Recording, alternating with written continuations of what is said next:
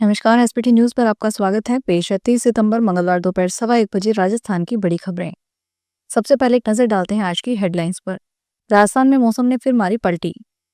सड़क हादसे के बाद ट्रक में लगी भीषण आग। सोना चांदी ने तोड़े सारे रिकॉर्ड। राजस्थान में सपना चौधरी के 4 शो में हुई बड़ी घटना, विशाल डोम गिरा। पहलगाम आतंकी हमले के बहाने 70 लाख की ठगी। और अब खबरें विस्तार से सुनिए।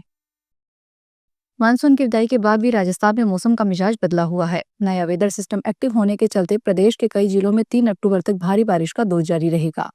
आज प्रदेश के 28 जिलों में बारिश की संभावना है। इस बीच मौसम विभाग का नया अपडेट सामने आया है। मौसम विभाग ने अगले 3 घंटे में बारिश का डबल अलर्ट जारी किया है।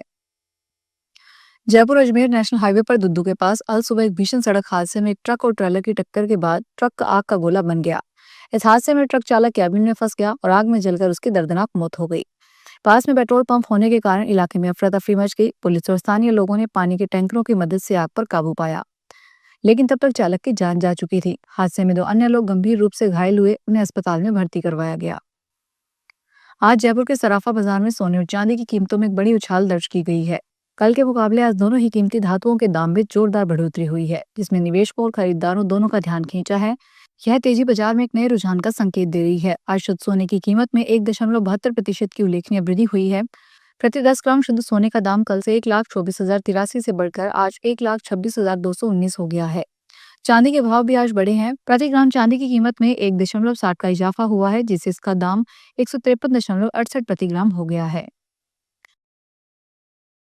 राजस्थान के चित्तौड़गढ़ जिले के निम्बाहेड़ी में चल रहे राष्ट्रीय दशहरा मेला महोत्सव के दौरान एक बड़ा हादसा होते होते टल गया। देर रात हरियाणवी डांसर सपना चौधरी की प्रस्तुति देखने आई भारी भीड़ के बीच अचानक एक विशाल डोम का हिस्सा भरभराकर गिर गया। गनीमत रही कि इस घटना में किसी को गंभीर चोट नहीं आई, क्योंकि डोम जमीन से कुछ ही फीट ऊपर रुका था। मुंबई के परेल इलाके में एक चौंकाने वाला डिजिटल अरेस्ट और ऑनलाइन ठगी का मामला सामने आया है। ठगों ने 75 साल के वरिष्ठ नागरिक और आदित्य बिरला ग्रुप के व्यक्ति को फंसाकर 70 लाख रुपए ठग लिए। साइबर क्राइम विभाग ने मामले की गंभीरता को देखते हुए तुरंत जांच शुरू कर दी है। ठगों ने पीड़ित को यह झूठा दावा करके फंसाया कि कश्मीर के पहलगाम में हुए हालिया आतंकी हमले की जांच में उसका नाम सामने आया है।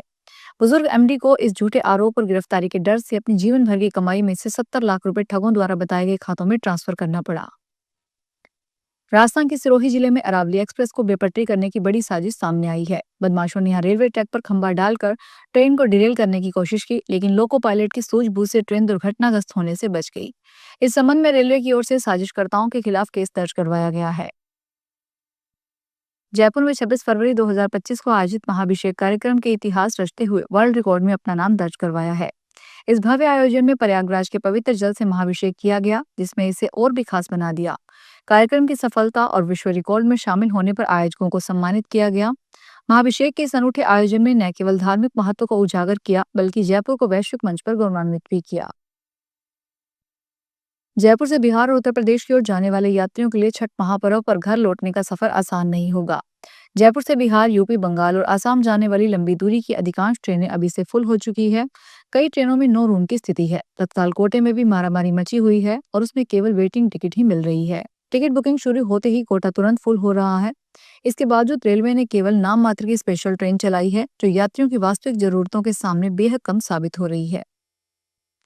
अजमेर के विजयनगर के एक कैफे में रात को अचानक आग लग गई। बाद में जब पटाखों जैसी आवाज पड़ोसियों ने सुनी तो बाहर जाकर देखा।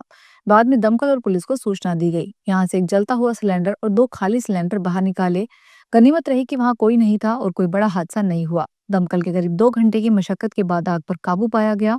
आग के कारणों का खुलासा नहीं हुआ। मंगलवार सुबह जब ज्यादातर लोग अपने दिन की शुरुआत करने की तैयारी में थे, तभी धरती अचानक डोल उठी। म्यांमार की धरती से आए भूकंप के झटकों ने भारत के कई पूर्वोत्तर इलाकों को भी हिला दिया। रिक्टर स्केल पर इस भूकंप की तीव्रता 4.7 मापी गई, जिसकी पुष्टि नेशनल सेंटर फॉर सिस्मोलॉजी ने की है। चंडीगढ़ के सेक्टर 38 वेस्ट में स्थित 36 साल पुरानी शाहपुर रिहायशी कॉलोनी पर प्रशासन ने एक्शन लिया। आज मंगलवार सुबह भारी मात्रा में पुलिस बल के साथ प्रशासन की टीम मौके पर पहुंची और कॉलोनी में बने घरों को बुलडोजर से तोड़ डाला। सुबह 8:30 बजे तक ज्यादातर घर रेत, ईंट और पत्थर के ढेर में तब्दील हो गए थे। स्वास्थ्य विभाग को 4 एम्बुलेंस मौके पर तैनात करने का आदेश दिया गया था।